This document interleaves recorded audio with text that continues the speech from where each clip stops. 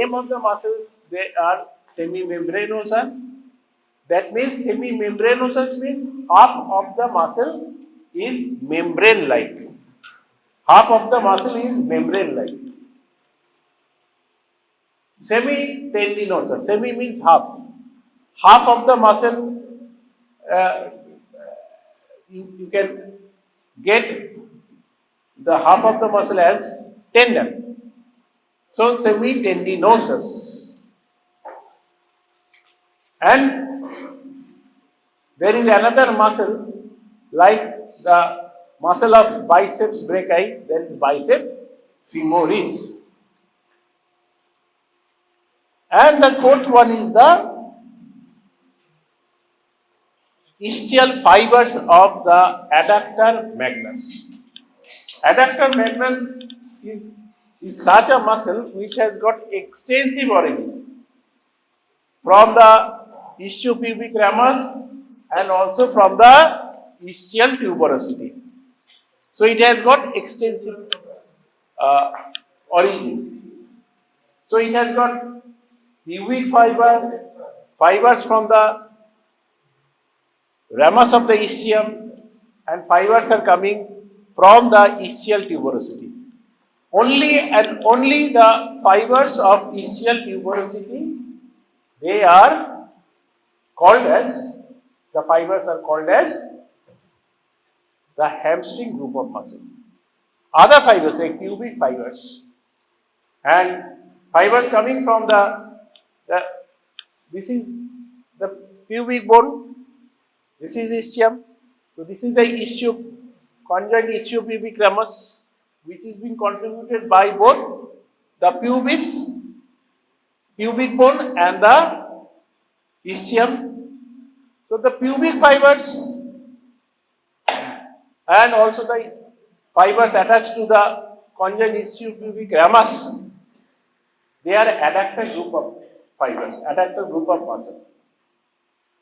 So we know the adductor group of muscles are being supplied by one nerve, that is adductor group of muscles. In the, we have dissected the anterior aspect of the thigh. There we got one nerve, that is the obturator nerve. So medial group, this is adduction, this is abduction. So adductor group is supplied by obturator. So pubic fiber and fibers coming from the ischiopubic ramus supplied by obturator. But the ischial fiber, it is under the heading of hamstring group of muscle. So all the hamstring group of muscle, they have got some common criteria, qualities, like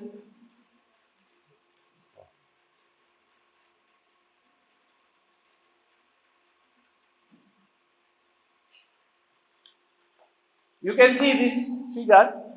Here you can see this is extension of the hip joint. This is flexion of the hip joint. This is extension of the hip joint, and there is simultaneous, we can see flexion of the knee joint. So this particular action is contributed by this group of muscles. The first criteria is all this muscle originates from the ischial tuberosity. You can see these are some qualities, that is the origin is from the hip bone, but they are not inserted into the femur. They cross this knee joint and ultimately either they are inserted in the tibia or fibula. So first criteria, the origin is from the ischial tuberosity, over which we see there is a bursa, ischial bursa over which we sit. So this is the area on the back. This is the area, the ischial tuberosity. So all the muscles are taking origin from this area. Okay. But this area is again divided into some parts, subparts. You can remember, or you can remember, but at least you remember all these muscles like semimembranosus, semitendinosus, biceps femoris, and ischial fiber of adductor magnus. All these they have a common origin point. This is a common origin point. So that is the ischial tuberosity. From here, they are either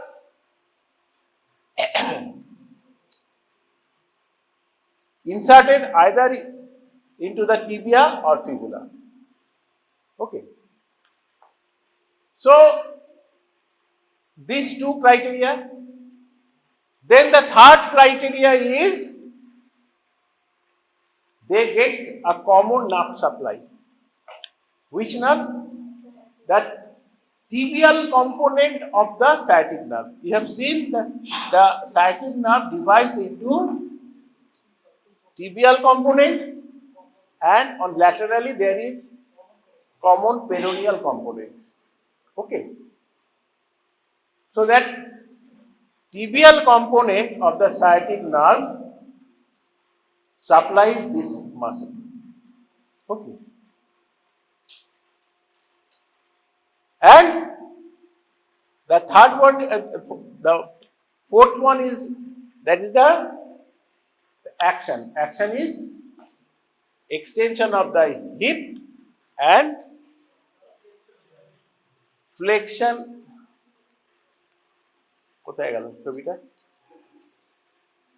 Flexion of the knee. Okay. This picture shows the clinical testing of the hamstring group of muscles. You can see patient is asked to flex his or her leg at the knee joint.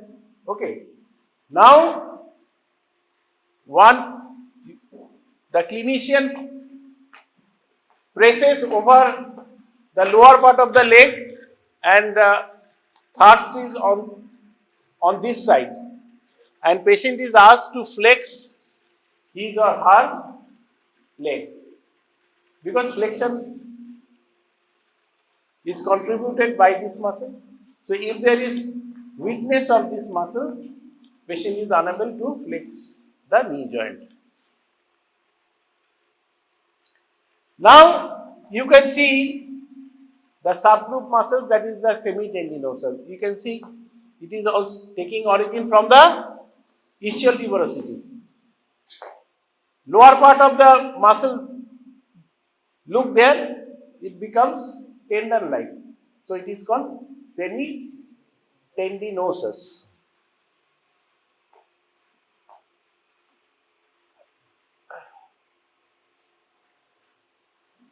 Now you can see another muscle here. This is the semimembranosus. Okay. And half of the muscle becomes membrane-like. Okay. So it is semimembranosus.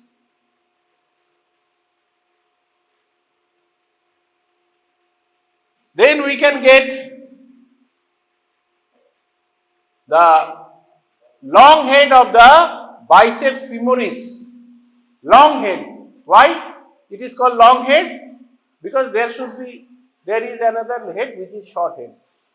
Actually the long head, this is the long head and this is the short head. Long head takes origin from the ischial tuberosity, whereas this is the short head, it is taking origin from the femur bone. We know linea aspera, lateral to it. In here we know the lateral supracondylar line.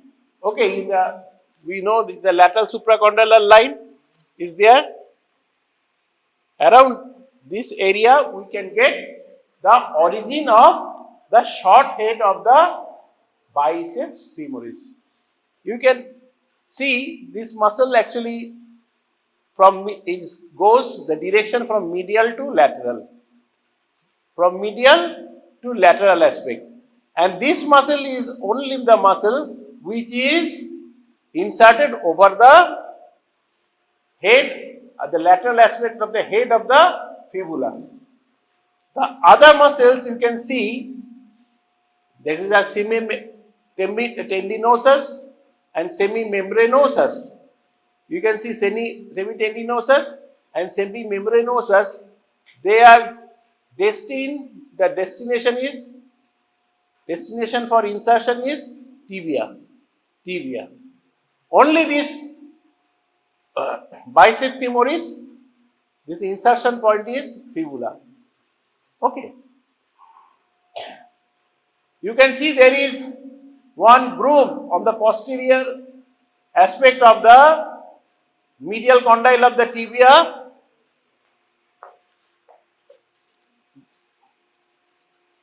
That means here there is a groove. This is a groove for the semimembranosus muscle. So this is the area where we can see the insertion point. And insertion of the semitendinosus is at the upper medial aspect of the tibia. The tibia has got medial surface. In the upper part of the medial surface of the tibia, here we can get the insertion of the semitendinosus. This semitendinosus, Gracilis and Sartorius has got same insertion point. They are taking origin from different place. You know Sartorius is taking origin from where? Anterior superior iliac spine.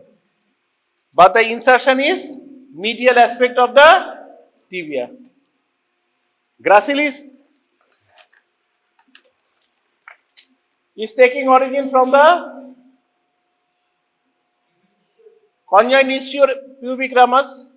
Again it is going down and it is inserted over the medial aspect of the upper part of the tibia.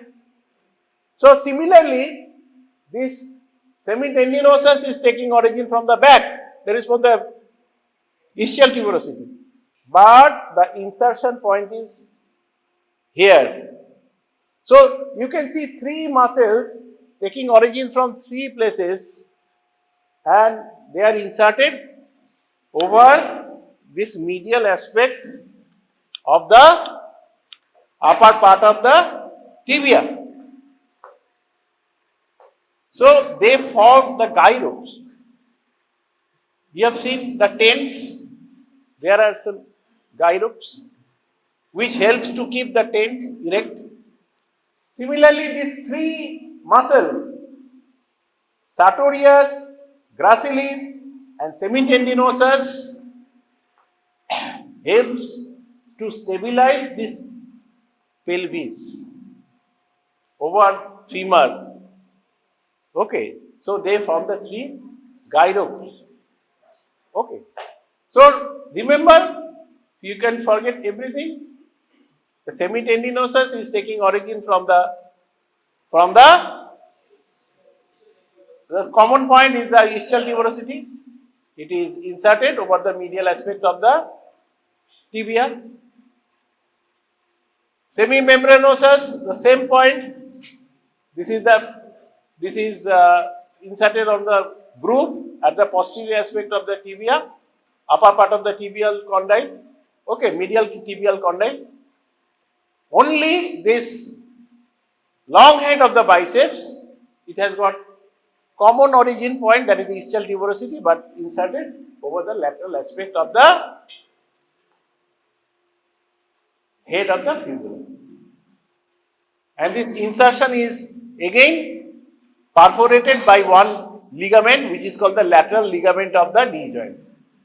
Okay. And you can see also the short head of the biceps, which is taking origin from the linea aspera and from the lateral supracondylar light.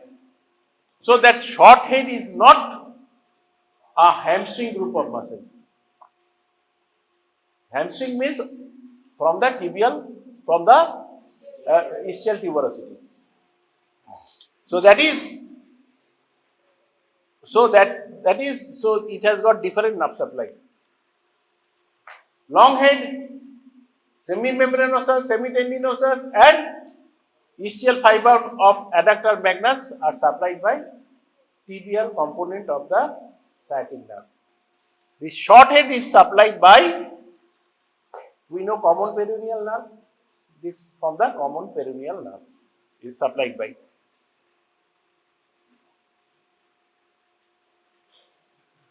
Now we can see this is the adductor magnus. The pubic fibers are, these are the pubic fibers. Say these are attached to the, these are gluteal tuberosity you are getting here. We are getting a gluteal tuberosity at the back of the femur bone. Okay. And near the gluteal tuberosity, these pubic fibers are attached. You can see the ischial fiber is vertically coming down. Vertically, this is the ischial fiber is coming down and inserted over a tubercle which is called the adductor tubercle.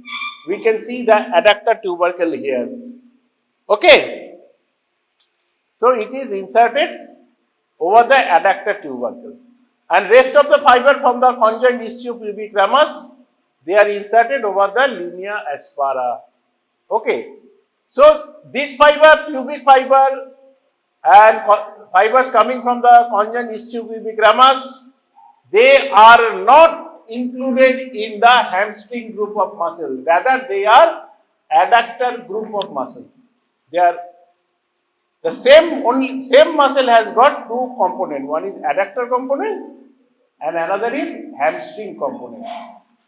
Now you can ask me one question, sir. You told me that one of the important criteria of the hamstring group of muscle is they are inserted beyond the knee joint. That means either in the tibia or in the fibula.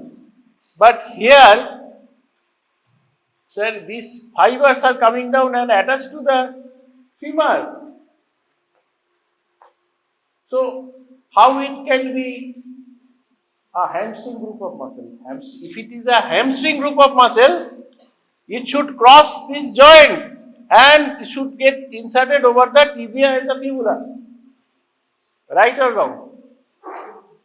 You may ask me, sir, it does not fulfill the criteria. It's definitely directly it is not fulfilling the criteria. But indirectly, from here, from the adductor tubercle, one ligament is coming down and is attached to the tibia, which is called medial ligament of the knee joint. One is on the lateral side, lateral ligament. On the medial side, there is another ligament. Ligaments are tired. What is the function of the ligament? Sir? Binders or tires. Okay, so there is one medial ligament on the lateral side, lateral ligament. That medial ligament is nothing but the extended part of the adductor, ischial fibers of adductor magnus. Then, ultimately, it is satisfying the law of hamstring group of muscle.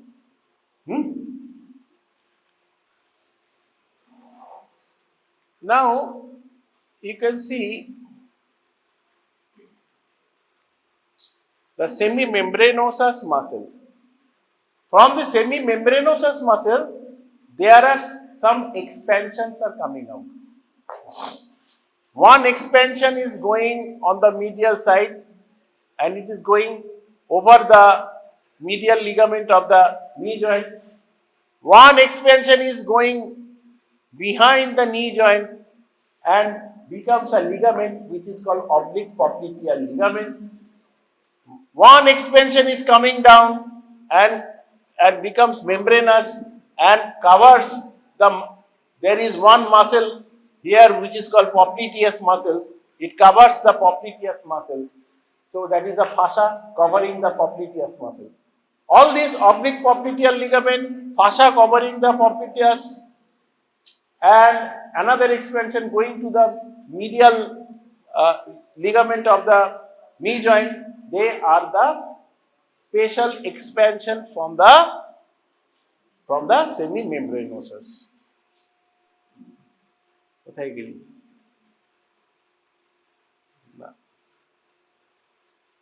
This is the oblique popliteal ligament. Oblique popliteal ligament is nothing but an expanded part, like the ligamentous part is coming out from the semimembranosus muscle.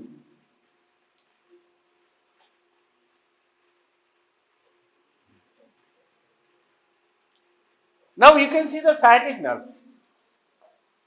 You can see the sciatic nerve has got two components. One is green component and one is blue component.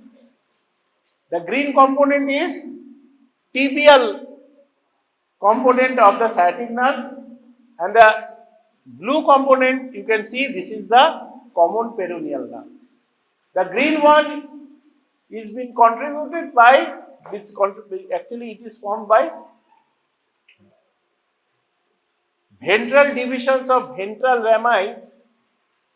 Look, all the ventral divisions coming from L5, L4, L5, S1, S2, S3, all these ventral divisions joins to form the tibial nerve. Whereas the dorsal division of L4, L5, S1, S2, not S3, excluding the S3 has got no dorsal division. So, dorsal division of L4, L5, S1, S2, they join to form the common peroneal nerve. So, this is the ventral rami. All these ventral rami, dorsal rami is not shown here. So, ventral rami has got again ventral division, dorsal division. So, ventral division of ventral rami of L4, L5, S1, S2, S3, they join to form tibial component of the sciatic nerve. Whereas, the dorsal division of ventral rami of L4, L5, S1, S2, they joins to form the common peroneal part. You can see L4, L5, S1, S2 and S3. This is L4, L5, S1, S2. So, this component remains on medial side and this component remains on the lateral side. So, in the older term, there is one older term that is called medial popliteal ligament, medial popliteal nerve and lateral popliteal nerve, because this area, the depression on the back of the knee, this area is called the popliteal fossa. Here we can see both this nerve, that is tibial nerve and the common peroneal nerve. One remains medially, that is the tibial nerve or medial popliteal nerve, and laterally, that is common peroneal nerve or lateral popliteal nerve. Okay. So, this is a very important nerve and thickest nerve of the body, around 2 centimeters. You have seen the thing. What is the thickness? Very thick. Okay. And it is covered by this, actually superficial relation. In superficial relation, you will get that giant muscle, that muscle is covering this nerve superficially, that is Gluteus Maximus. We have cut the Gluteus Maximus to open the sciatic nerve. Okay. And it is coming just below the piriformis and resting over other muscle like tricipital tendon, quadriceps femoris. Okay. And in the leg, in the thigh, you will get the biceps femoris. Under the coverage of biceps femoris, you will get. Okay. So that is very important nerve, and it resides in between. You can see it is. This is the ischial tuberosity and this is the greater trochanter. In between ischial tuberosity and greater trochanter, you can see this is the sciatic nerve is coming down. Okay. So it is coming just below the piriformis, resting over this tricipital tendon, over the quadriceps femoris, over the adductor magnus, and ultimately it is passing below the biceps femoris. You can see this is the biceps femoris, cut end of the biceps femoris. You can see.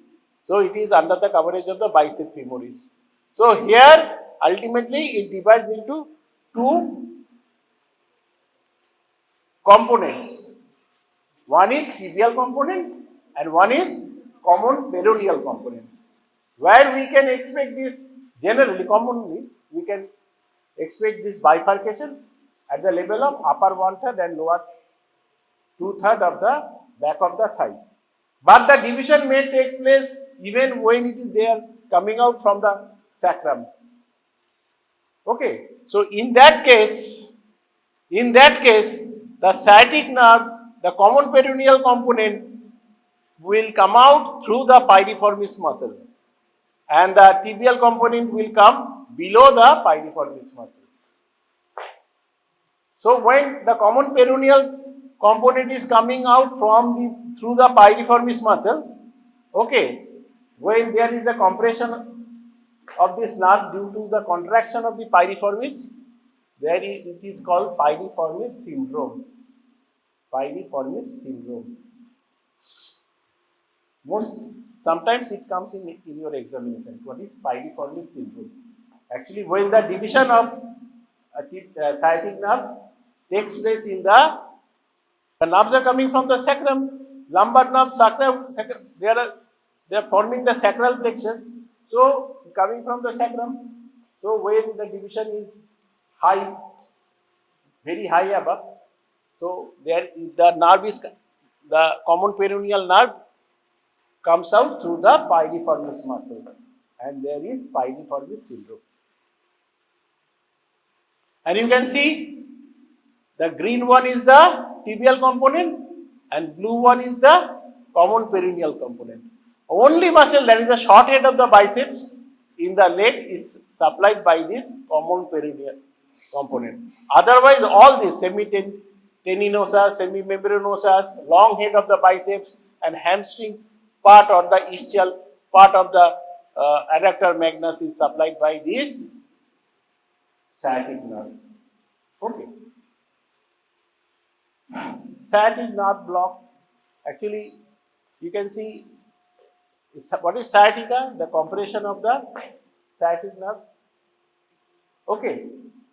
It can happen due to the prolapse of the intervertebral disc. Okay, it can happen. So there is sciatica. So in that case, excruciating pain, radiating, electric shooting pain may experienced by the patient. So in that case, local anesthetic is the drug of choice, and it is given in the sciatic nerve where the location is in between the ischial tuberosity and the greater trochanter. And here you can see it is different.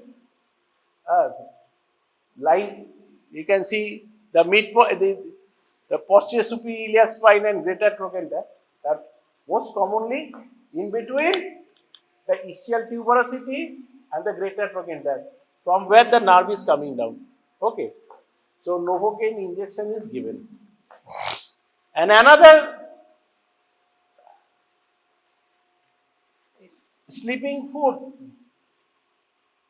অনেকক্ষণ বসে আছো এরকম শক্ত জায়গায়, খানিকক্ষণ পরে পা ঝিঝি ধরে, after sitting over a hard surface for a prolonged time, there is tingling sensation. What happens? Actually, there is one artery, arteria commitans nervi ischiadici. নামটা ভারী মিষ্টি, arteria commitans nervi ischiadici. কিছুই নয়, but that artery actually it is supplying the sciatic nerve is given with this beautiful name, arteria nervi commitans ischiadici. That artery is coming out from the inferior gluteal vessels, inferior gluteal artery, which is coming down below the piriformis. From there, one branch is coming out and it is supplying the sciatic nerve. So when there is a compression of that artery, you will get a tingling sensation, but the sensation, you can see this after a few minutes of walking, okay, it becomes all right. বলে না, মা বলে, মা বাবা বলে না যে পা ঝাড় দেখি ঠিক হয়ে যাবে, এমনি ঝাড়ুক না ঝাড়ুক এমনি থাকি, একটু হাঁটাহাঁটি করলেই ঠিক হয়ে যাবে। So this is the sleeping food, and Gracilis is not included, actually it is different. It is a synovial cyst coming out at the back of the knee. This is not related to our topic today, okay. It is related to knee joint, okay, Gracilis. Okay. আর কি বলবো? So this is the herniation. You can see the intervertebral disc. There's, okay, it has got two parts, the peripheral part and central part. This peripheral part is called fibrous part, and this is the pulpous part. This is nucleus pulposus and annulus fibrosis. Annular, round. So this is annular fibrosis. So this is the intervertebral disc. When there is an herniation of this disc behind, it compresses this nerve, sciatic nerve. Okay. So that is the, what is the treatment? That is the back pain. Very common in our families. Okay. That is, first is some physiotherapy, exercise, etc. Then, if there is a pain, there is non-steroidal anti-inflammatory group of medicine. So, in this case, we can prescribe NSAID group of non-steroidal anti-inflammatory group of medications. We can prescribe. Okay. Or the ultimate treatment is disc has to be removed. Okay, the intervertebral disc has to be removed.